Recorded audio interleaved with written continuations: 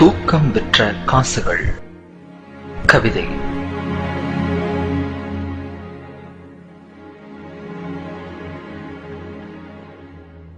இருப்பவனுக்கோ வந்துவிட ஆசை, வந்தவனுக்கோ சென்றுவிட ஆசை. இதோ அயல் தேசத்து ஏழைகளின் கண்ணீர் அழைப்புதல். விசாரிப்புகளோடும் விசா அரிப்புகளோடும் வருகின்ற கடிதங்களை நினைத்து நினைத்து பரிதாபப்படத்தான் முடிகிறது. நாங்கள் பூசிக்கொள்ளும் வாசனை திரவியத்தில் வேண்டுமானால் வாசனைகள் இருக்கலாம், ஆனால் வாழ்க்கையில் தூக்கம் விற்ற காசில்தான் துக்கம் அளிக்கின்றோம். ஏக்கம் என்ற நிலையிலேயே இளமை கழிக்கின்றோம்.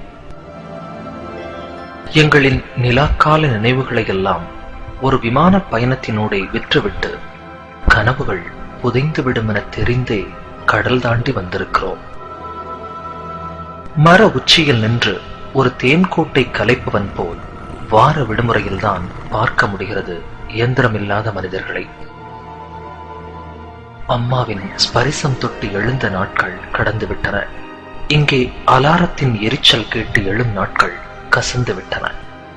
பழகிய வீதிகள், பழகிய நண்பர்கள், கல்லூரி நாட்கள் தினமும் ஒரு இரவு நேர கனவுக்குள் வந்து வந்து காணாமல் போய்விடுகிறது. நண்பர்களோடு ஆற்றில் விரால் பாய்ச்சல், மாட்டு வண்டி பயணம், நோன்பு நேரத்து கஞ்சி, தெல்கா, பம்பரம், சீட்டு, கோலி என சீசன் விளையாட்டுக்கள். ஒவ்வொரு ஞாயிற்றுக்கிழமையாய் எதிர்பார்த்து விளையாடி மகிழ்ந்த உள்ளூர் உலகக்கோப்பை கிரிக்கெட். இவைகளை நினைத்து பார்க்கும் போதெல்லாம் விசாவும் பாஸ்போர்ட்டும் வந்து விழிகளை நனைத்து விடுகிறது. வீதிகளில் ஒன்றாய் வளர்ந்த நண்பர்களின் திருமணத்தில் மாப்பிள்ளை அலங்காரம், கூடி நின்று கிண்டல் அடித்தல், கல்யாண நேரத்து பரபரப்பு, பழைய சடங்குகள் மறுத்து போராட்டம், பெண் வீட்டார் மதிக்கவில்லை என்று கூறி வரட்டு பிடிவாதங்கள், சாப்பாடு பரிமாறும் நேரம் எனக்கு நிச்சயித்தவளின் ஓரப்பார்வை, மறுவீட்டு சாப்பாட்டில் மணமகளின் ஜன்னல் பார்வை. இவை எதுவுமே கிடைக்காமல் கண்டிப்பாய் வரவேண்டும் என்ற சம்பிரதாய அழைப்புதலுக்காக சங்கடத்தோடு ஒரு தொலைபேசி வாழ்த்தினூடே தொலைந்து விடுகிறது எங்களின் நீண்ட நட்பு. எவ்வளவு சம்பாதித்தும் என்ன, நாங்கள் அயல் தேசத்து ஏழைகள்தான். காற்றிலும் கடிதத்திலும் வருகின்ற சொந்தங்களின், நண்பர்களின் மரணச் செய்திக்கெல்லாம் அரபிக்கடல் மட்டும்தான் ஆறுதல் தருகிறது. ஆம், இதயம் தாண்டி பழகியவர்களெல்லாம் ஒரு கடலை தாண்டிய கண்ணீரிலேயே கரைந்து விடுகிறார்கள்.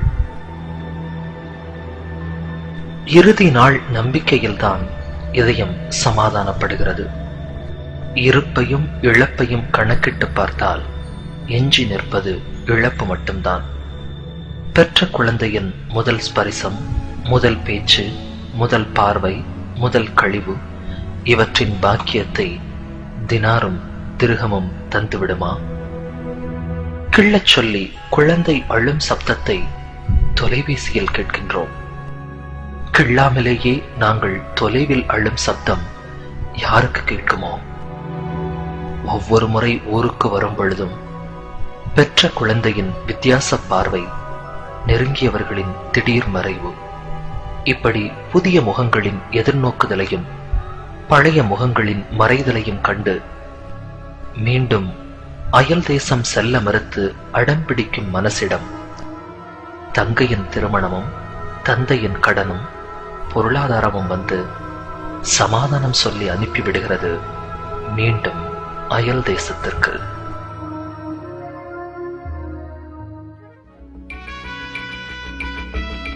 தூக்கம் விற்ற காசுகள். கவிதை கேட்டீர்கள். எழுதியவர் துபாயிலிருந்து ரசிகவ் கே ஞானியார். உங்களுக்கு அதை வாசித்தளித்தவர் சிங்கப்பூரிலிருந்து சதகத்துல்லா.